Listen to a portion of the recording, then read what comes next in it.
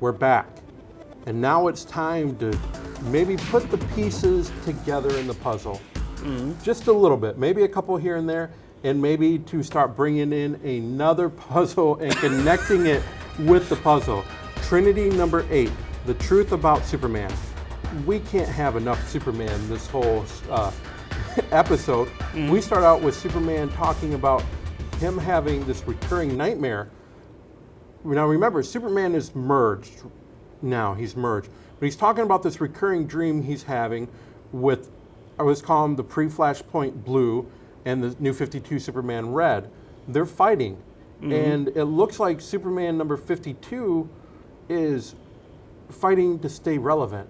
Yeah. So he doesn't disappear completely out of the memory. And it's recurring that he keeps on having it. Yeah.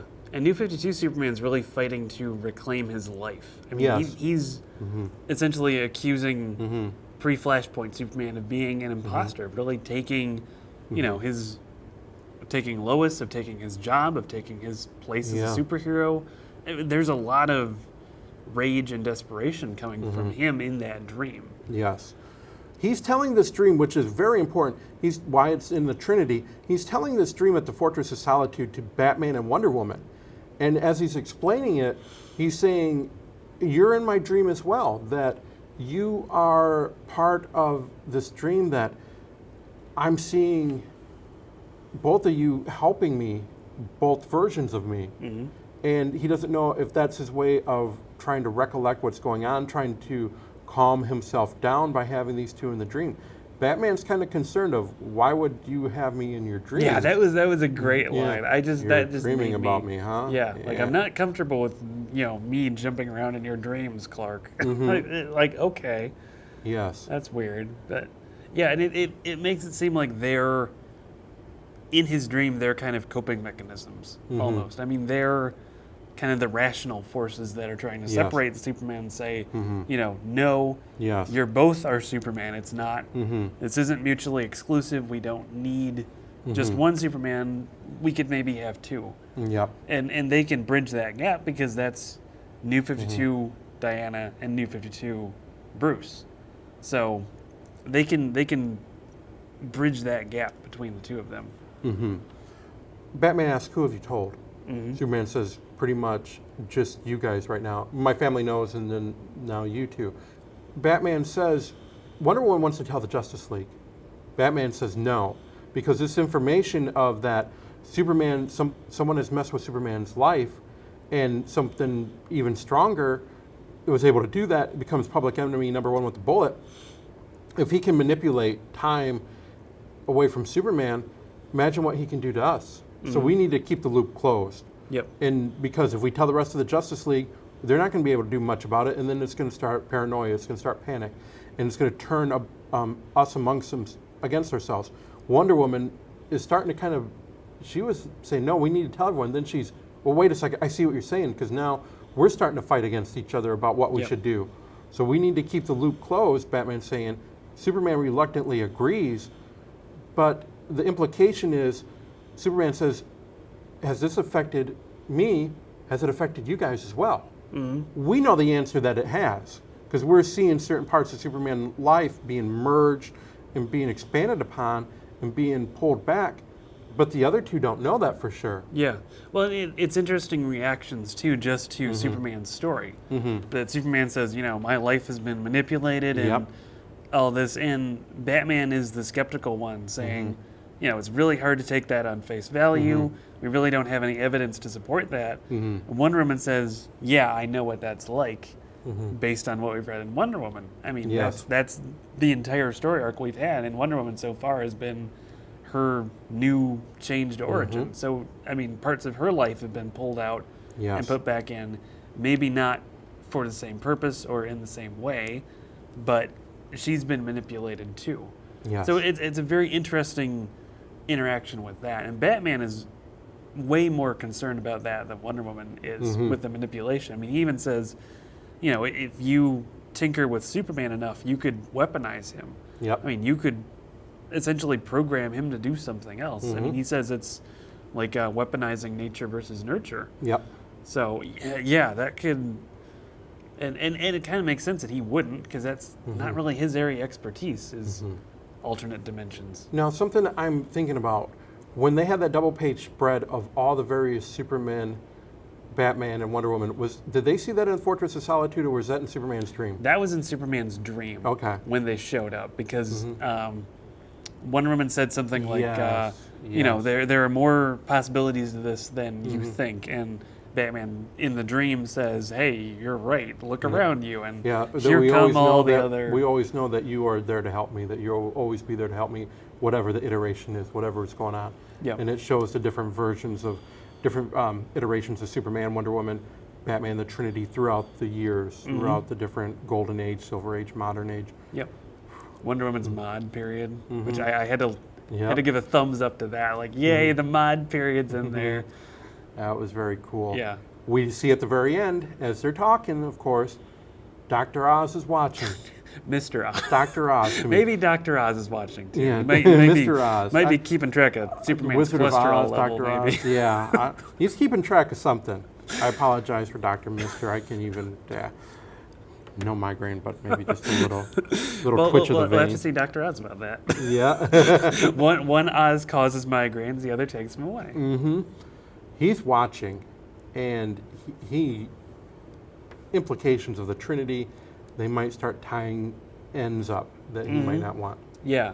Well, and it's too, in this, they're mentioning that maybe this is all stuff that Oz has done. Because Superman had talked about and it's already been mentioned that Superman Reborn kind of went against what Oz had planned. I mean, that screwed up a lot of his plans. So it's a real weird, I want to see where that's going to meet.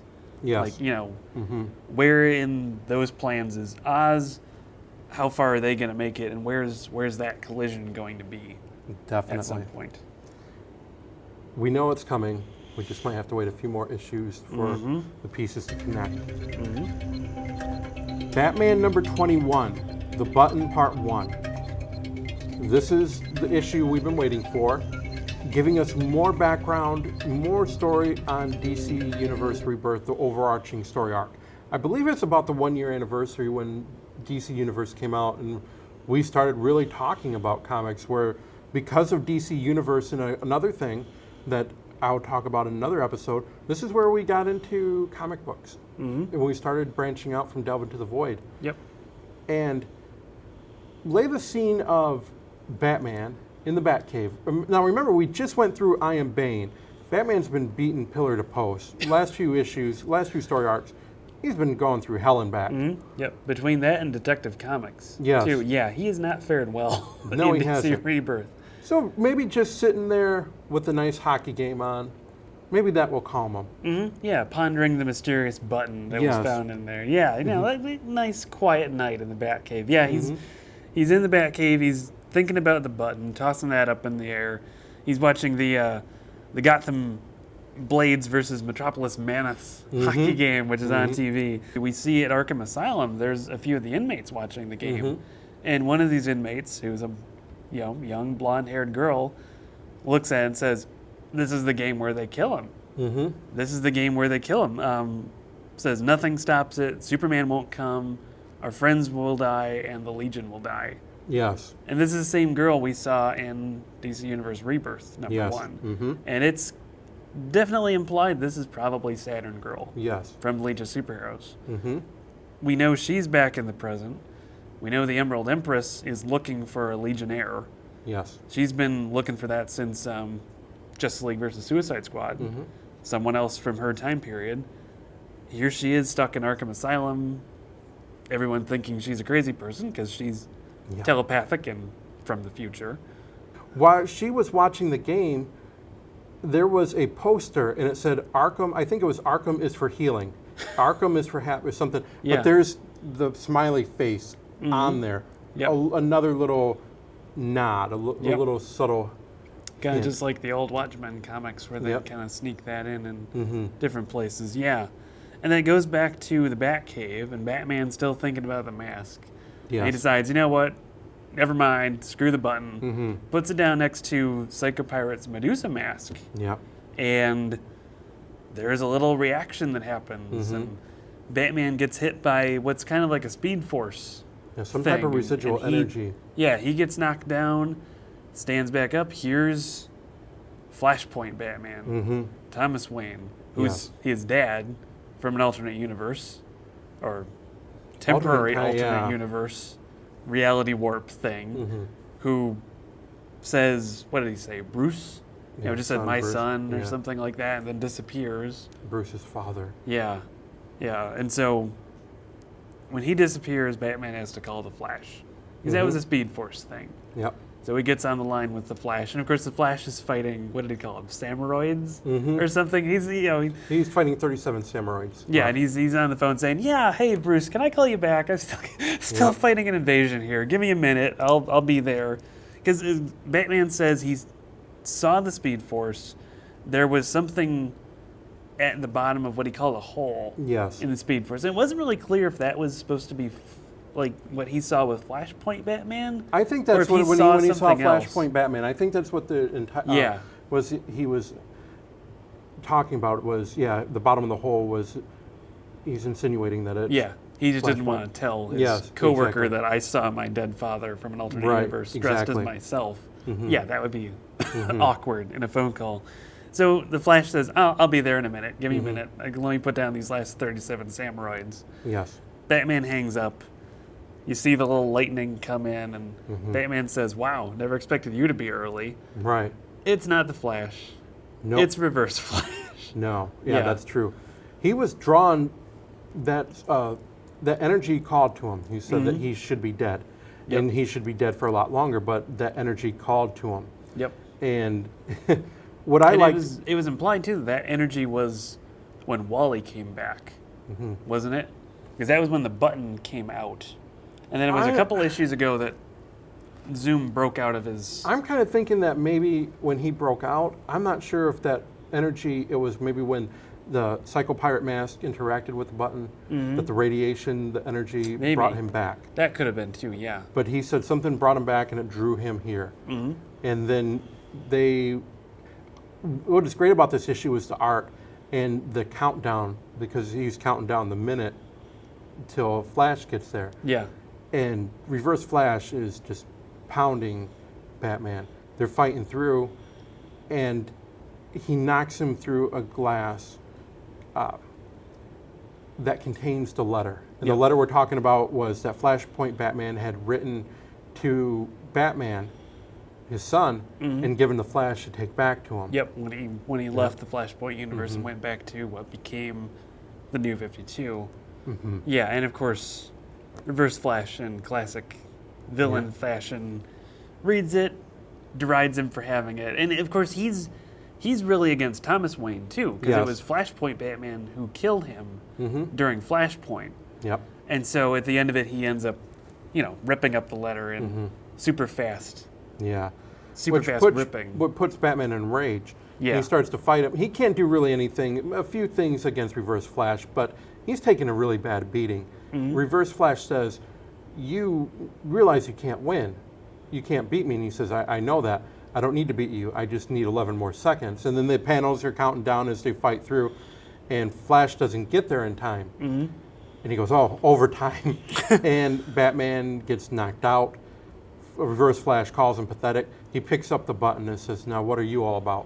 He disappears in a blue light. And it's implied that he's gone for a time. We're not sure how long. But it's not too, maybe a minute or so. Yeah, probably. He comes back. Boom.